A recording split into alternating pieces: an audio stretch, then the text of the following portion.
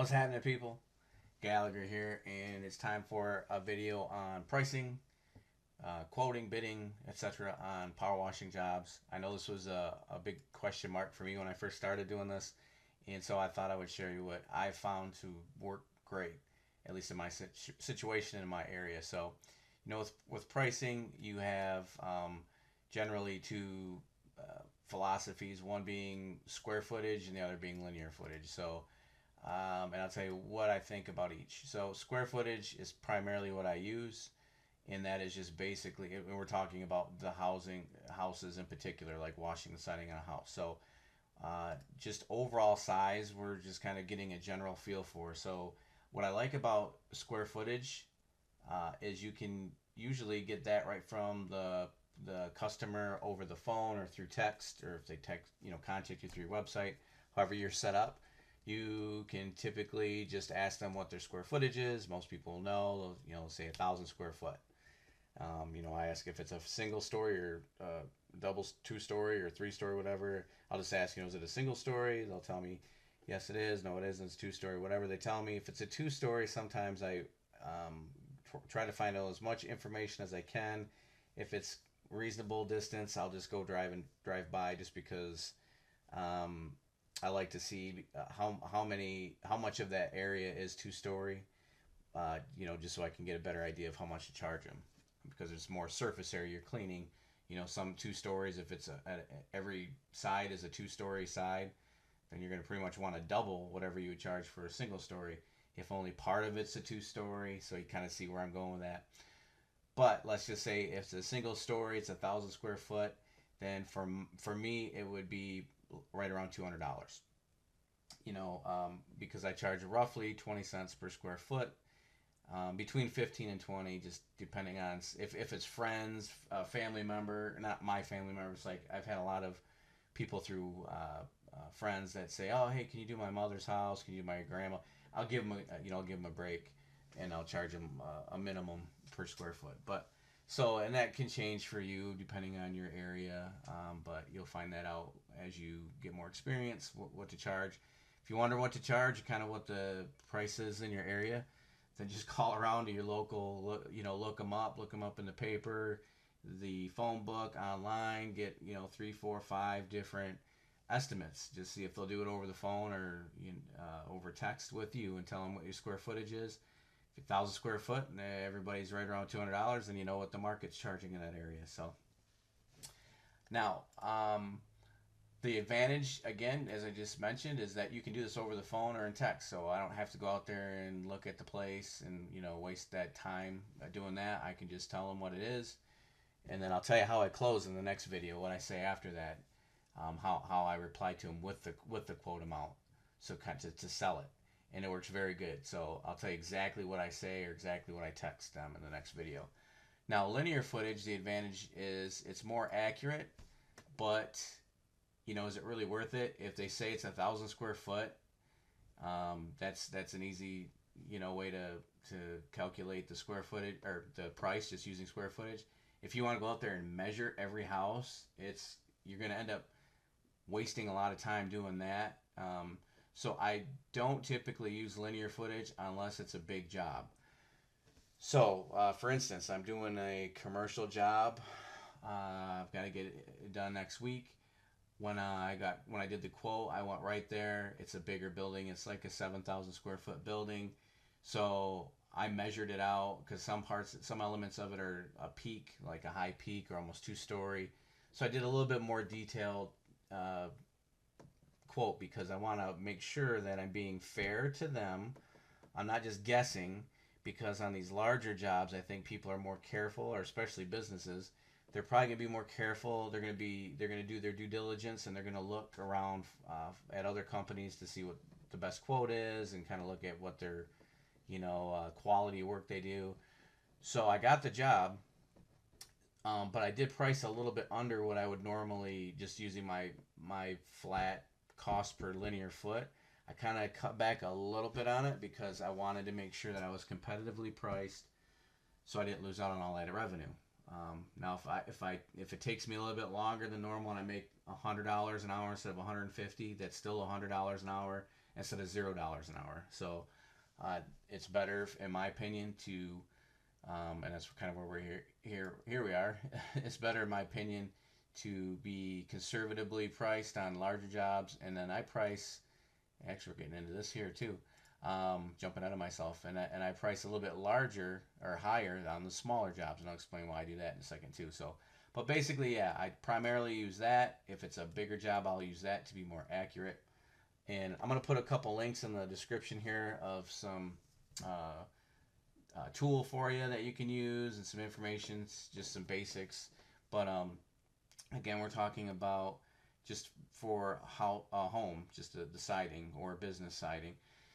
Now, for a roof or driveway, sidewalk, then obviously you're just going to be using square footage, and you're going to apply. And I apply a little bit of a higher price because, in a home, you're just, especially if you're soft washing, you're just applying your solution and then rinsing it off.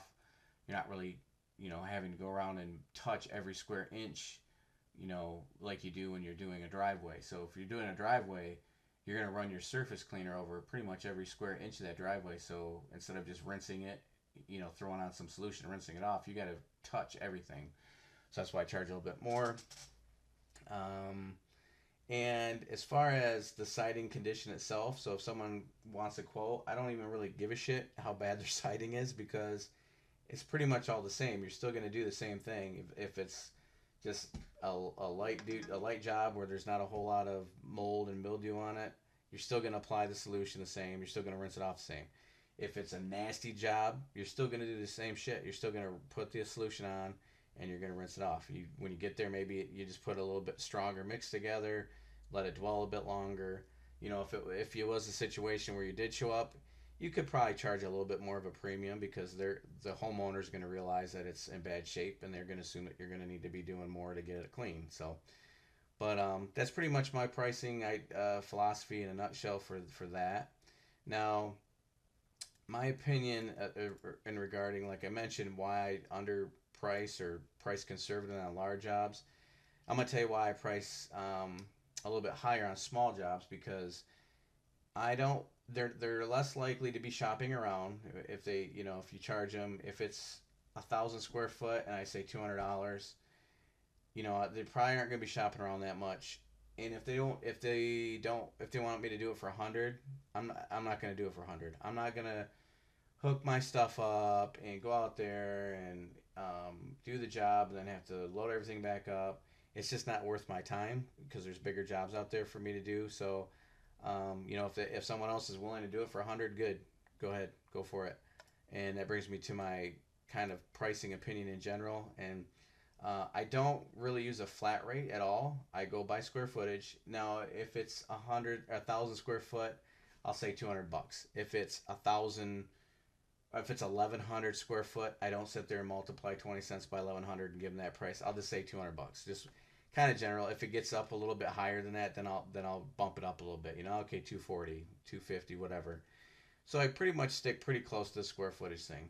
I don't do flat rate. Don't be that person that says I'll do any house for $75 or $100, or any single story house I'll do for $100. Now your 2-story house I'll do for 200. Don't be that person. When you're that way, you're either screwing yourself or you're screwing the homeowner. The only time you're not is when it's specifically what you would charge per square foot, and that house happens to be that square foot. If the house is less than that and you're charging a flat rate, then you're screwing the homeowner. If the house is way larger, or not even way larger, if the house is larger than that and you're only charging $100, then you're screwing yourself. So that's silly.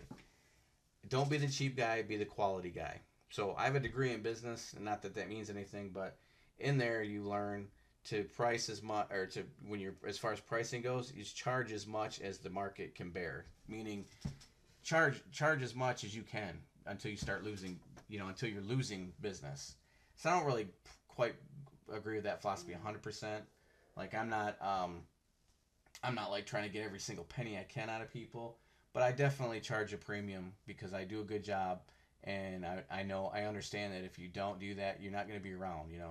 You have, and I'll explain this in my when I talk about how to close the sale. I'll get more in detail about this, but you definitely want to make sure that you have enough money to reinvest in your business. If not, you're going to go out of business, and it's just as simple as that. So anyways, in the next video, we're going to talk about closing the sale. I'm going to tell you everything that I say to the customer.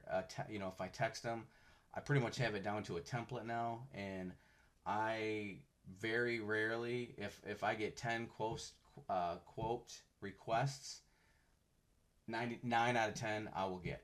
I'll talk them into it. So, and I'll tell you how to deal with people at hem and haw and things of that nature. So check out that in the next video. And before I close this one out, as far as measuring, yeah, I mean, you can use your smartphone. I just use, or you go get a measuring wheel, like one of these things.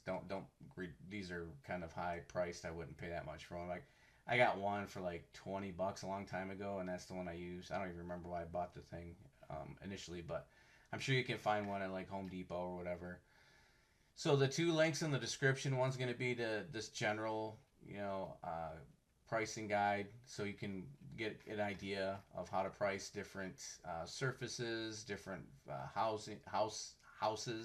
If they have 2 stories or single stories, different siding. So it's a pretty good basic idea about pricing. And then this one is a little bit different. You can put in your zip code, and then supposedly it'll base, what to charge or what a premium amount would be based on that zip code. So here, we have 1,000 square feet. Actually, when you first get here to this page, these are going to be checked, and I don't even bother with these. You can look at them and determine whether or not you think those are necessary. But I unclick those, and then so here we have 1,000 square foot. It's showing you on the low end it'd be like about 16 cents a square foot, and on the high end it'd be 20 cents a square foot, and this would be the price. So, and I wouldn't charge somebody $199.22.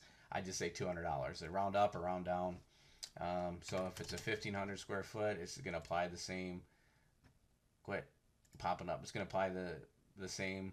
It actually brought that down for some reason, but 1,500 square foot, about 290. So at least like this one, that's a good chunk of change. I mean, I might say 275, because now it's getting bigger, so they're gonna maybe be a little bit more careful and start shopping around a little bit. So rather than say over $25 and say I'm gonna charge 300, and then I might say I'll charge you 275. So I'm still way above the low end, but I'm not quite towards the top. But that way it gives me definitely a good payday, good for the job. And I could do a couple of those a day easily, and then it also makes sure that I'm being competitively priced. So you can play around with this and kind of get a feel for how that works. So hopefully that helps you out. Again, subscribe, check out the next video, or a series of videos I have. This channel isn't just limited to power washing. I have online income and all kinds of stuff. So, but in the next video I'll show you how to close, or at least how I do it, and I'm pretty successful at it. So check that out, and thanks for watching.